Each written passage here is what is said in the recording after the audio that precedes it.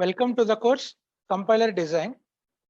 In this lecture, we will discuss about one important concept related to code generation, that is basic blocks and flow graphs. So from three address code, we can construct a basic block. From basic blocks, we can build flow graphs. Then how to minimize basic blocks. These concepts we are going to discuss here. First, let us see a graph representation of three address statements called a flow graph, which is useful for understanding code generation algorithms. Even if the graph is not explicitly constructed by a code generation algorithm, that is the use of flow graph.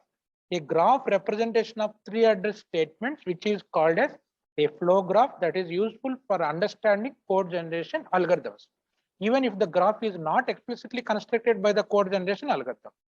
Now in flow graph, nodes in flow graph represent computations and the edges represent flow of control. So in any code, a target code, whenever you can build a flow graph, nodes represent computations and edges represent flow of control. Okay, first we will see basic block followed by how to construct flow graph. Now come to basic blocks. A basic block is nothing but sequence of consecutive statements in which flow of control enters at the beginning and leaves at the end without halt or possibility of branching. Branching means connecting to other, except at the end. This is the definition of a basic block. A basic block is a sequence of consecutive, continuous statements in which flow of control enters at the beginning of that block and leaves at the end of the block without a halt or possibility of branching, connecting to other blocks, except at the end. So this is the definition of a basic block. So sequence of consecutive statements. What are these statements? These are all nothing but three address statements only. The following sequence of three address statements forms a basic block. Here you can see what is this one.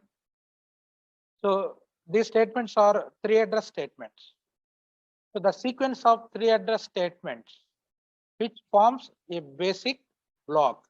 Now the basic block in flow graph denoted with this rectangle symbol denoted with name, where B is block name. So now this is a basic block. Now here you can see the following sequence of three address statements forms a basic block. What it contains? Sequence of consecutive statements. Here you can see these are all various statements, 6 statements with continuous flow is there here, flow of control. This is called as a basic block. So let us see the general form of three address statement x equal to y plus z is set to define x and to use or reference y and z. So here the two terms we have to use, define and use. So what is define? A three address statement x equal to y plus z, x is said to be defined. That means x is defined with y and z. Then use means y and z are used. Use or reference. So y and z. So now combination later we will use definition in data flow analysis, which will be discussed in last unit. So this you can remember. So what is meaning of use means in the three address statement left hand side one, whatever the resultant field, that we will call it as use. Whereas right hand side, whatever the operands between the operator, those are all use or reference, whereas result is define. Assignment statement left hand side equal to, now left hand side is said to be defined, then right hand side are used or reference. Okay, now in basic block in name is said to be live. Suppose this is one basic block with 1 to 6 statements. When you can say a name in basic block is said to be live, A name in a basic block is said to be live at a given point if its value is used after that point in the program, perhaps in another basic block also. Then only you can say that name is live in a basic block. Suppose a name that can never be used anywhere after that point, even in other blocks also, then that is said to be dead. So that means that can never used. Those can be eliminated during code optimization, one of the method dead code elimination that we will discuss later. So a name is live in a basic block means at any given point, its value is used after that point, then in another basic blocks also. Okay, now first for construction of basic blocks, how to split the three address statements into basic blocks. We are having one algorithm. Partition a sequence of three address statements into basic blocks. So using this algorithm, we can split the three address statements into various blocks. Then based on various blocks, now we can construct flow graph. Now the algorithm name is partition into basic blocks. Sometimes you may get this question, right? Algorithm for partition of three address statements into basic blocks. The algorithm name is partition into basic blocks. What is its input? You can take a sequence of three address statements. In the above example, what we have taken 1 to 6 in the given program, convert into three address code. You can take all the statements in the sequence. Then output what it contains a list of basic blocks with each three address statement in exactly one block. Each three address statement is exactly in one block only. Same statement that can't be repeated more than in one block. This is the output list of basic blocks with each basic block consisting of exactly one three address statement. That means without repetitions. Now, what is the procedure or method? First, here we have to determine the set of leaders. So what is a leader? In any basic block, the first statement is designated as leader. Now, using the following rules, we first determine the set of leaders. The first statements of basic blocks are nothing but leaders. Suppose you are having n basic blocks. Each basic block, the first statement is called as leader. So now how to identify the leaders? There are some rules. The rules we use are the following for identification of leader. The first statement by default is a leader. In any three address statement, the first statement by default you can consider it as one leader. Then any statement that is the target of a conditional statement or unconditional go to is again a leader.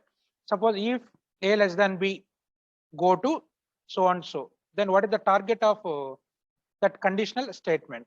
Then even simply go to a particular label. So what is that label statement? So these are all also leaders. Any statement that is the target of a conditional statement or unconditional go to is again a leader. Then third case, any statement that immediately follows a go to or conditional go to statement. If a less than b go to, the immediately next statement after the conditional statement or unconditional go to, suppose go to level 1. After that, what are the next statement? That is also a leader. So using these three rules, you can identify the leaders. Now, based on the leaders, then you can get a number of basic blocks. So here using the step 1, you have to identify the set of leaders. Now step 2, for each leader, its basic block consisting of the leader and all the statements up to but not including the next leader or the end of the program. So now for each leader in a basic block, what it contains, the leader and all the statements up to next leader, but it won't include next leader. That means before next leader, first leader to before next leader, all statements are included in that basic block or end of the program. Now for the above three address code, what we mentioned here, let us see the three address, I mean how to find the basic blocks using this algorithm. So consider the fragment of source code shown below. It computes the dot product of two vectors a and b of length 20 a list of 3 address statements performing this computation on our target mission as shown in below figure. Now here you can see this is the given source program. This is nothing but source code or program. This is not in the 3 address code. First you can convert into 3 address code. So here this is the source program which consisting of begin product equal to 0, I equal to 1, then do begin product equal to product plus a of I into b of I equal to I plus 1, and while I less than or equal to 20, and which computes multiplication of two vectors a and b. So this is the program to compute dot product operation. So now first we will obtain its 3 address code. How to obtain 3 address code? We discussed many examples. Now here you can see. Let us apply the above algorithm to the 3 address code shown in below figure to determine its basic blocks. Now here you can see first see the 3 address code for the above program. So first in the 3 address code every time we can take in the form of a equal to b operator c or a equal to OPB for unary, then copy statement, array statement, pointer statement, so procedure statement, function statement. In 3 address code, we discussed various forms of 3 address code. So with those combinations, we can obtain 3 address code. Now the 3 address code for the above dot product program is given below with the 12 lines are there. Now product equal to 0, this is one assignment statement. I equal to 1, this is also an assignment statement. T1 equal to 4 into I, this is in the form of a equal to b OPC. Then T2 equal to a of T1, this is copy statement with array statement which computes a of I. Then inside array the index can be calculated using into. So 4 into I. Here T1 equal to 4 into I. Similarly T3 we are having next array b 4 into I. T4 equal to b of T3 which computes b of I value. Then T5 equal to multiplying these two array vectors T2 into T4. Then T6 equal to that can be added with product plus T5 as for the above program. Then product equal to T6. Then T7 equal to incrementing I plus 1. Then I is moved to T7, I equal to 7. Then if I less than or equal to 20, go to. Previously we are having while condition. So while I less than or equal to 20, but we have take unconditional go to or conditional go to. So for this we use if statement. So if I less than or equal to 20, again it goes to the third statement. Now here you can see the third one is the target of this conditional statement. Now by applying the partition algorithm as discussed above, now we can identify the basic blocks for this 3 address code. Now let us see here. Let us apply the above algorithm to the 3 address code shown below to determine its basic blocks. Now let us see statement 1. What statement 1? By default statement 1 is a leader. So this is leader 1 by rule 1 of the above algorithm. And statement 3, let us see. So statement 3, which is the target of the conditional statement that can be represented in 12th one. If I less than or equal to 20, go to 3. So again it is going to 3. So this is the target statement. So this is next leader. Okay, now let us see here. And statement 3 is a leader by rule 2. Since the last statement can jump to it, by rule 3, the statement following 12 is a leader. The statement following 12 is a leader. Following which one is third statement is following 12th one. So that's why therefore statements 1 and 2 forms a basic block. The remainder of the program beginning with statement 3 forms a second basic block. Now here you can see this is original basic block with all statements. Original basic block, say capital B. As for the above algorithm, now here we obtained 2 basic blocks. First leader 1, let us see B1 block. Here you can take 1, that is product equal to 0, then I equal to 1. Now this is basic block 1. Similarly basic block 2. So what basic block 1 contains? First leader 2, up to next leader, but excluding next leader. That means excluding second leader, this statement. Only these two statements are included in block 1. Similarly, basic block 2, starting with the leader 2 till the remaining portion.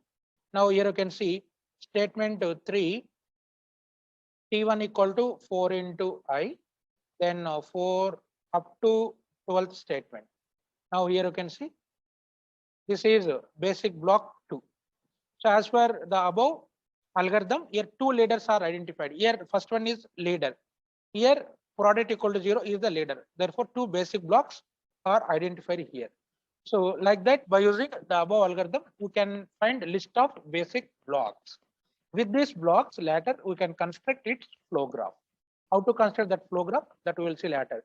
Before that, we will apply some operations or some transformations on basic blocks to optimize, to minimize the code in basic blocks.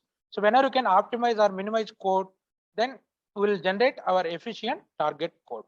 Transformations on basic blocks. A basic block computes a set of expressions. These expressions are the values of the names live on exit from the block. So live means that can be used immediately after that particular point that can exit from that block, or that may be used in the next block also. So two basic blocks are said to be equivalent. When you can say two basic blocks are equivalent if they compute the same set of expressions. So a number of transformations can be applied to basic blocks without changing the set of expressions computed by the block. So whenever you can apply any transformations, the result won't change. So even simplification of context-free grammar in automata theory, whenever you can simplify by removing null productions, useless productions, then unit productions, again it preserves the original meaning. So like that, same.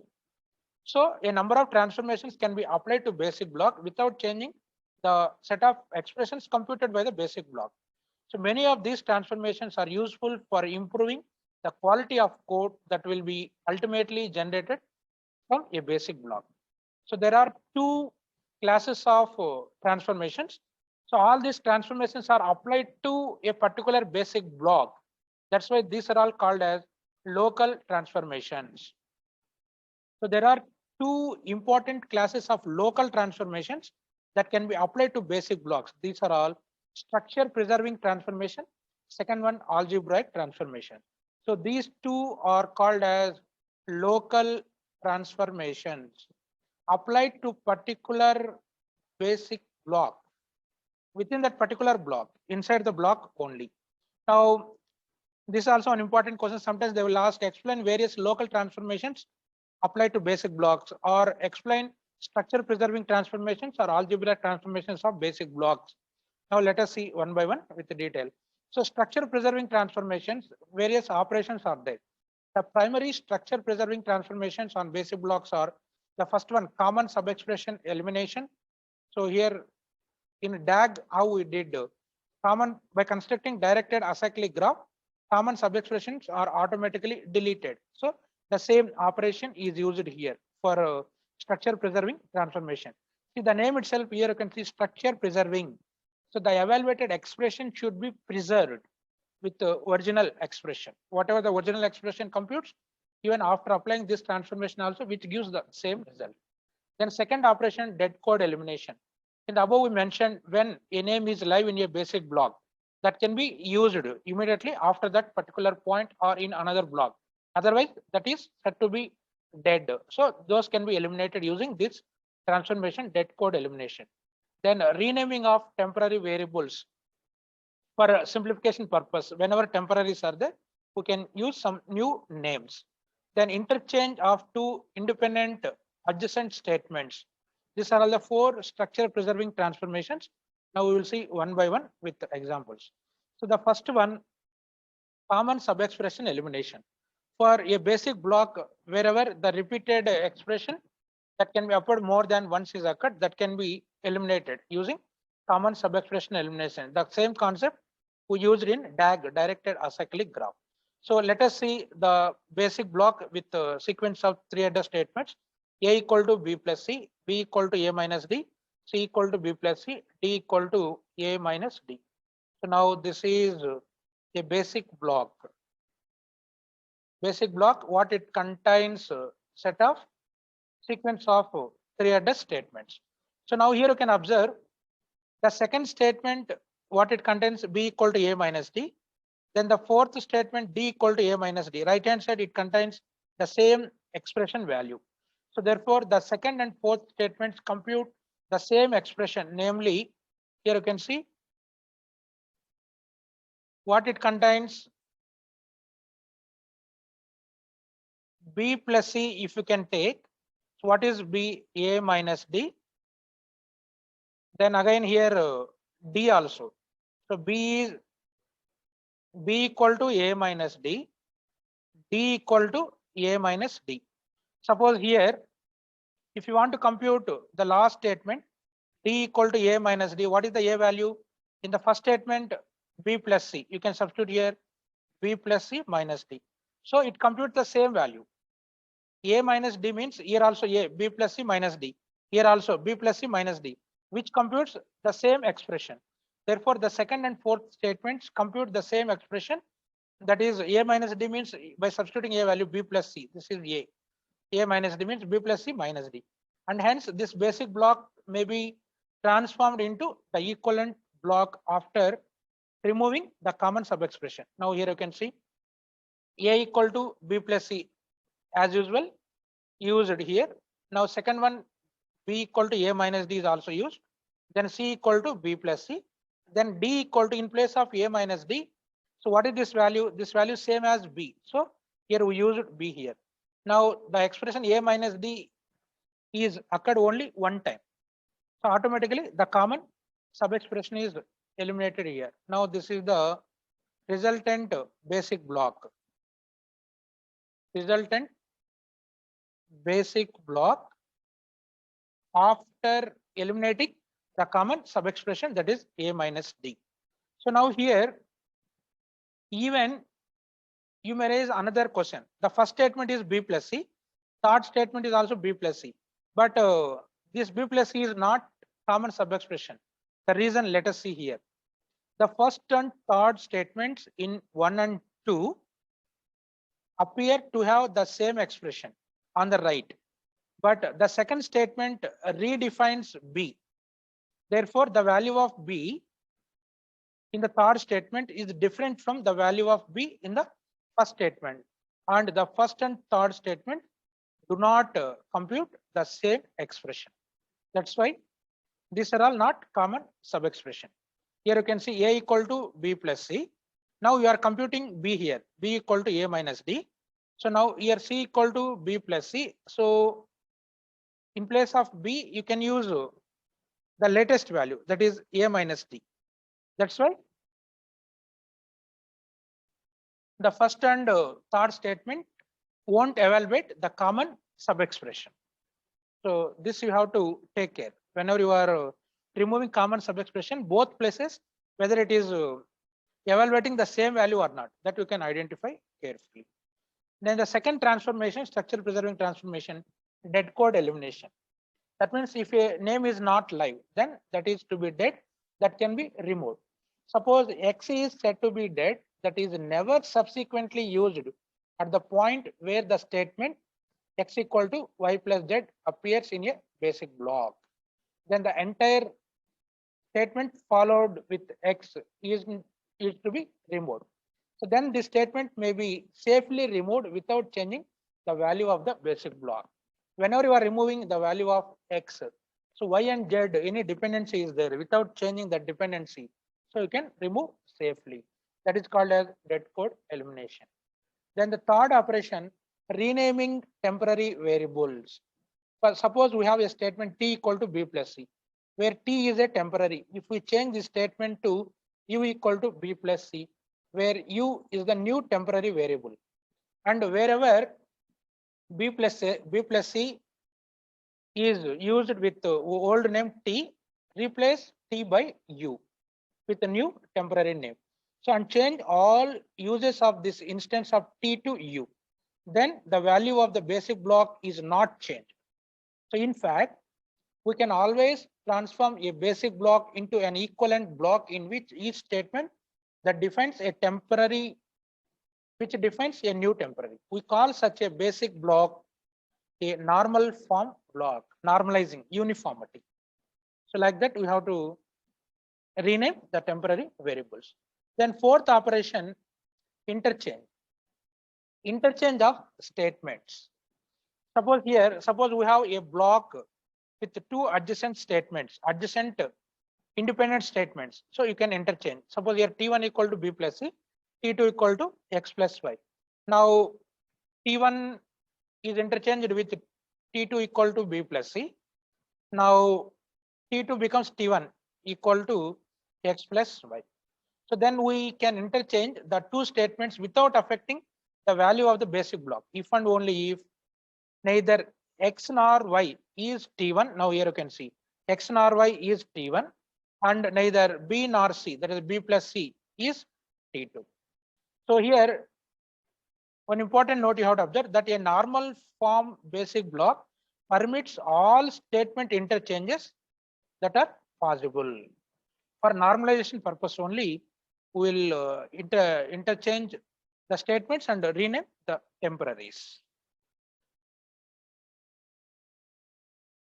Now, next operation. So these are all structure preserving transformations, the four operations, what we mentioned here. Common sub-expression elimination, dead code elimination, renaming of temporary variables, interchange of independent adjacent statements. Then the second category is algebraic transformation. Our next operation, algebraic transformation. So now this operation is very important in many code optimization techniques. This will be used. Algebraic transformations. Countless algebraic transformations can be used to change the set of expressions computed by a basic block into an algebraically equivalent set.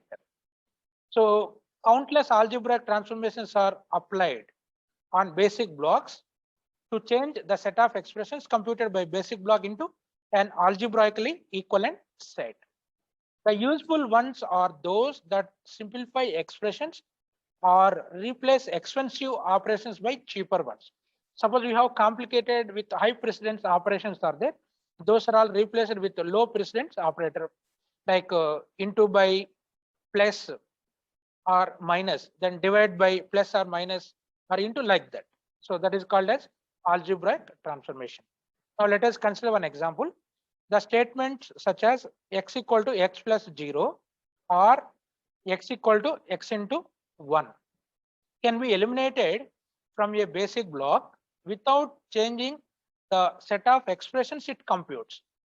So now the exponential operator in the statement, for example, x equal to y power 2, this is nothing but y power 2.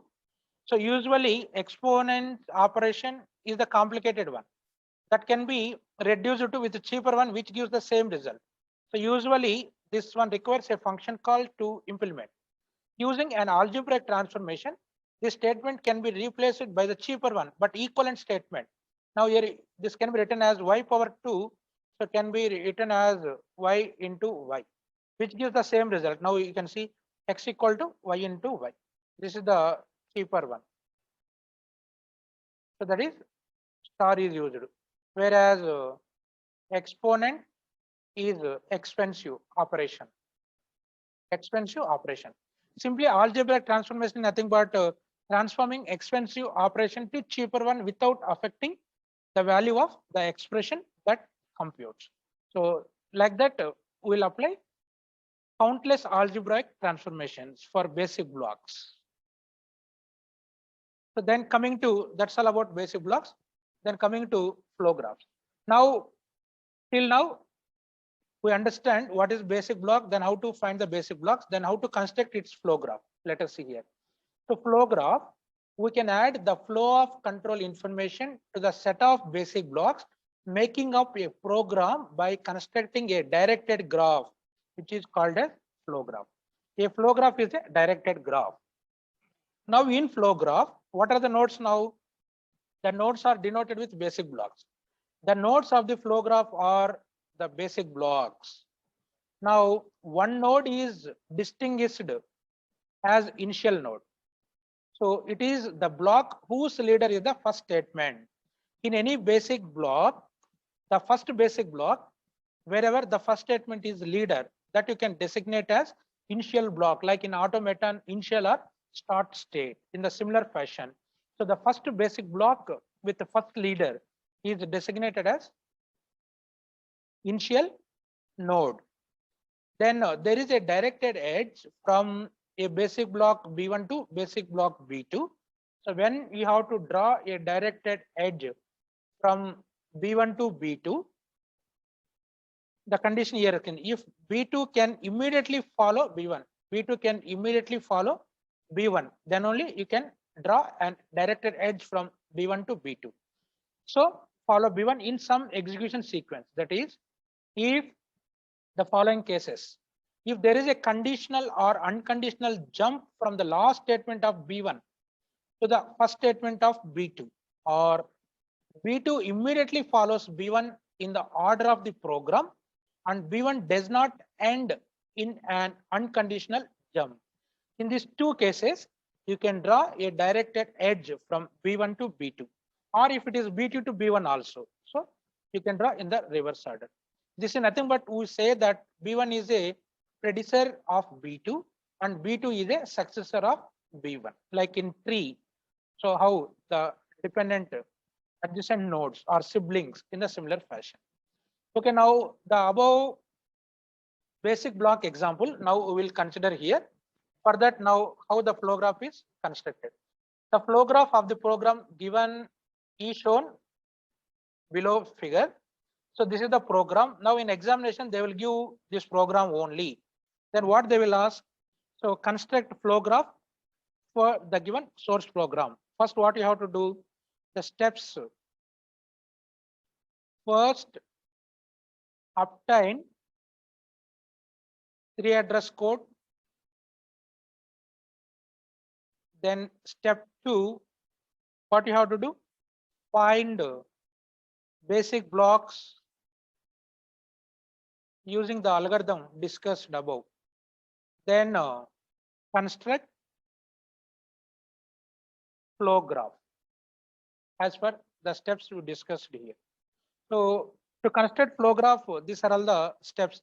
First, we have to obtain 3 address code from the given source program, then find basic blocks using the above algorithm, then construct flow graph as per the steps discussed here. Now let us hear. First, after obtaining the 3 address code as it is from the given original program, now that you can consider it as the original basic block B. Set off all the statements from the given original program where we obtained. So this is one basic block. Previously we discussed there are 2 basic blocks, B1 and B2. What B1 contains? The first statement, product equal to 0. Then the second statement, I equal to 1. Then basic block 2, what we obtained here from third statement onwards, T1 equal to 4 into I2. Then the 12th statement, if I less than or equal to 20, go to third statement. So 2 basic blocks we already obtained in the above, we discussed. Now with this, now how to construct the flow graph? Let us see here. Flow graph for this program is shown below. So here you can see basic block 1 with 2 statements. The first one is the leader. So here, this is the leader of basic block 1. So now basic block 2, this is the leader. T1 equal to 4 into, well, because this is the target of the conditional statement, leader of B2. Now here you can see in basic block 1, the second statement I equal to 1. Immediately that I is followed by the next statement in basic block 2, the first statement, that is 4 into I. Here I is used. Therefore, you have to draw a directed edge from B1 to B2. Why? Because in B2 block, the first statement immediately followed to the B1 block last statement. That's why the dependency is there. So now again here you can see The last statement you can observe in block 2. If I less than or equal to 20, go to, previously what we are having, go to 3. Now this is changed to the block name. Now because this is the flow graph, here we can't mention statement names. So now this is 3 is changed to block name. Block name. That is, it is going to block 2 first statement. Therefore, here B2 used. If I less than or equal to 20, go to B2. So now this will be repeated for every time. So even here loop is there. If I less than or equal to 20, go to B2 means again the same block itself. Then here we are drawing one loop here. This is called as loop. For B2, we are having loop. So in simple terms, here B1 is basic block 1, then B2 basic block 2 here, then further any connection. Now here to here loop. So this is the initial block. The first basic block with the first leader designated as the initial block. So this is the flow graph for the 3 address code what we obtained here. Like that we have to construct the 3 address, flow graph for the given set of basic blocks. Okay, now representation of basic blocks. So basic blocks are represented by using various data structures. Basic blocks can be represented by a variety of data structures. For example, after partitioning the 3 address statements by the above algorithm partition into basic block algorithm, each basic block can be represented by a record consisting of a count of the number of quadruples in the block that can be followed by a pointer to the leader, that is the first quadruple of that basic block, and by the lists of predecessors and successors of that block. An alternative is to make a linked list of the quadruples in each block. So these are all the data structures, record data structure with pointers and lists for predecessors and successors with linked list.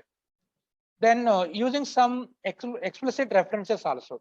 Explicit references to quadruple numbers in jump statements at the end of basic blocks can cause problems if quadruples are moved during code optimization.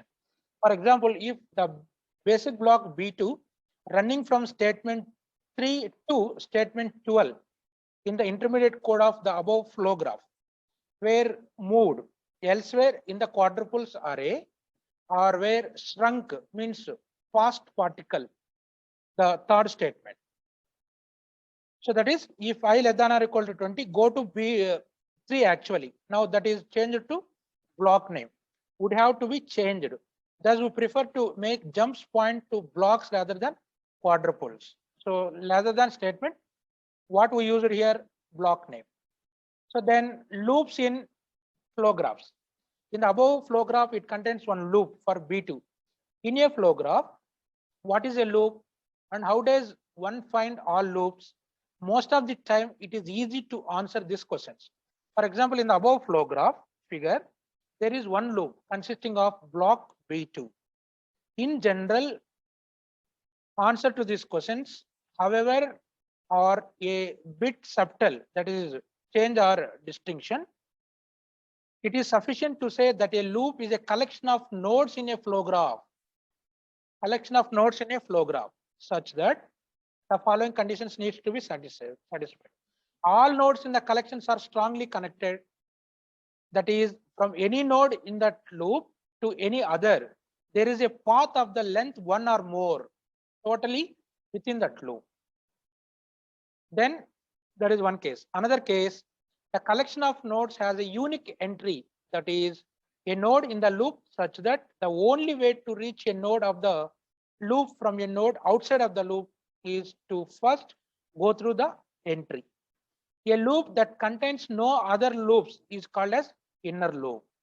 Already one loop is there. Inside that loop, there are no other loops. Then that is called as inner loop. The concept of loops in flow graph is also very important.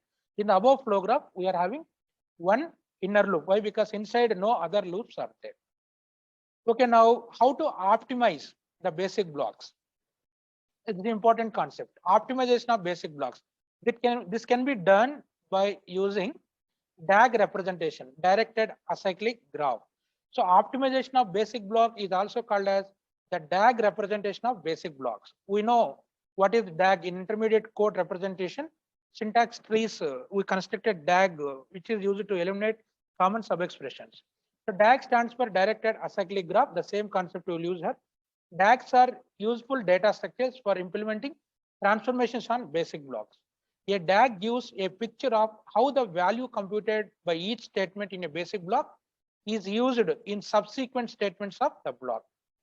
Constructing a DAG from the three-headed statement is a good way of determining common subexpressions. That means expressions computed more than once within a block, determining which names are used inside the block but evaluated outside the block, and determining which statements of the block could have their computed value used outside the block.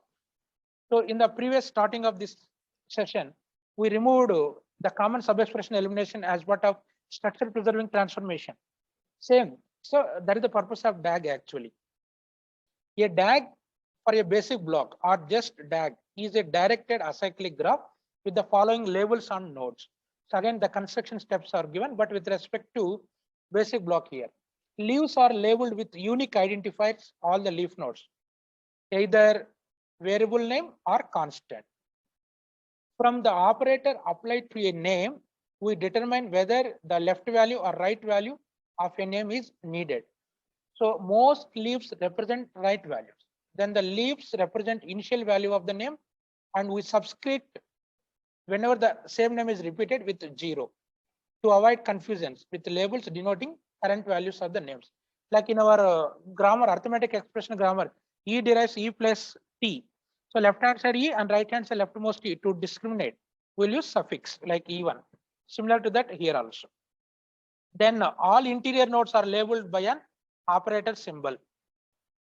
All interior nodes in DAG. Leaf nodes are labeled by identifier or constant values. Nodes are also optionally given a sequence of identifiers for labels. The intention is that the interior nodes represent computed values and the identifiers labeling a node are deemed to have that value. So everything same where we constructed, but here we will consider the basic block simply. Now each node of a flow graph that can be represented by a DAG, since each node of the flow graph stands for a basic block. Now DAG construction, we are having one algorithm here, construction of a DAG. What is the input here? A basic block is required. Then output is DAG for the basic block containing the following information. So in DAG, a label for each node. For leaves, that the label is an identifier, even constants also. And for interior node, operator symbol. For each node, possible empty also, list of attached identifiers. For leaf nodes here, constants not permitted here for empty nodes. Then what is the method here? First, the DAG construction process is to do the following steps 1 to 3 for each statement of the block. Now, initially we assume there are no nodes and node is undefined for all arguments. Suppose the current three-headed statement is of the form either x equal to y opz or x equal to opy. This is basic three-headed statement. This is unary operator three-headed statement, or x equal to y. This is the copy statement. For these cases, let us see how to construct the nodes in the DAG. We refer to these cases as 1, 2, 3. Now we treat a relational operator like if I less than or equal to 20. So this will be considered as case 1. So x equal to y opz form as case 1 with x is undefined here. So now let us see if node y is undefined in the right hand side x equal to y opz, y is undefined, then what you have to do, we have to create a leaf node labeled with y and let node of y be this node. Then in case of first one, node z is undefined. That means create a leaf node labeled with z. Then let that leaf node be node of z. Now node y and z are connected. Those are all connected to the OP value as the left value and right value. So similarly, in case 1, determine if there is a node labeled with OP, whose left child is node Y and whose right child is node Z. Like this is OP, left child is node Y, right child is node Z. Like this we have to do. So this check is to catch common sub-expressions. If not, create such a node. In either event, let n be the node found or created. If already there, no problem. If not there, you have to create it. In case 2, that is for unary operator, x equal to OPY. Determine whether there is a node labeled OP whose lone child, single child is node Y. If not, create such a node. Let n be the node found or created. Now here you can see OP. So only one node Y. This is for OPY. Then delete X from the list attached identifiers for node X. Then you have to append X to the list of attached identifiers for the node N found in 2 and set it as node X. That means if X is repeated, what you have to do? You can use only one. Previously, wherever that X is there, you can attach the new node. Then in this case, you may get more than one parent. Now here, let us see one example. So this is the 3 address code for the given program. 3 address code is obtained. Then how to construct its DAG for this basic block. Now see, here total we have taken statement 1 to 10. Now construction of DAG, how we will do. So beside here I will draw. So first what you have to do, you can take the first statement as it is. Now you have to draw its syntax tree.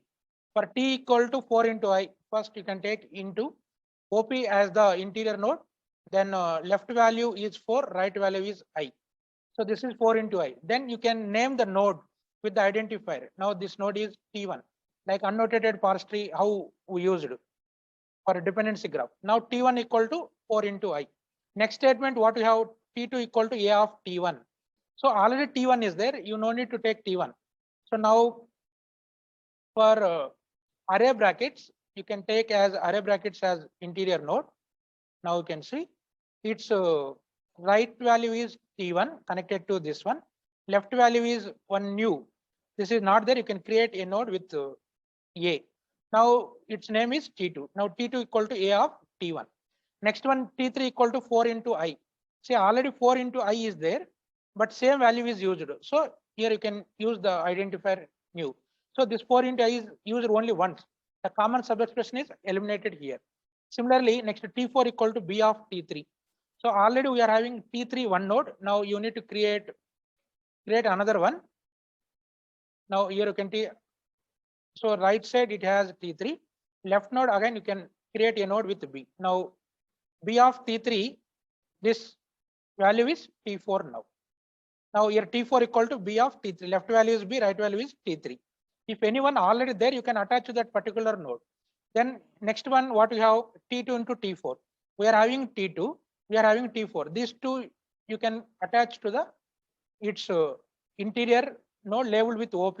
OP left value is T2, right value is T4. Now what is this identifier value? T5. Now T6 equal to product plus T5. Now we are having T5 is there. One right value T5 already there. So now here plus you can take, right value is T5. Then left value what you want, product, you can create this one. This was not there earlier. Now product plus T5, what is this result value? T6. So now T6 equal to product plus T5. Now again product equal to T6 here. Now here T6 again another name is used, product. Now next one what we are having, T7 equal to I plus 1. Now here you can see T7 I plus 1. Already we are having I here. I has one node. Then you can add one node with 1. Then the value is plus. Now here you can take plus. Left node is I, right node is 1.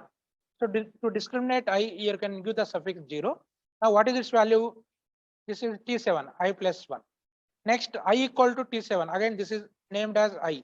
To discriminate this leaf node and this parent node, you can use suffix here.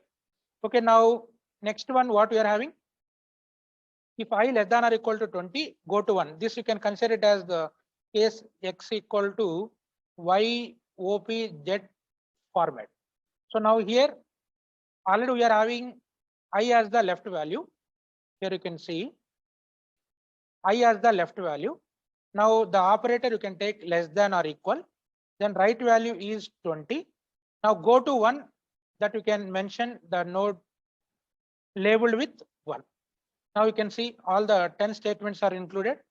So this is the directed acyclic graph. Let us see here. So this is the DAG for basic block or 3 address code. So everything same as in intermediate code, whatever we discussed. So wherever common expressions are there, you can take only once. Here you can observe all the leaf nodes, product, A, B, 4, I0, 1, 20. So all are distinct values, no repeated values. So this is the DAG for the basic block or for 3 address code. So like that, you can optimize the basic blocks. This is the optimization of basic blocks. So here clearly I mentioned whatever I demonstrated. Now lastly, there are some applications of that. Automatically detect common subexpressions, determine which identifiers have their values used in the block. They are exactly those for which of a leaf is created. Then determine which statements compute the values that could be used outside the block.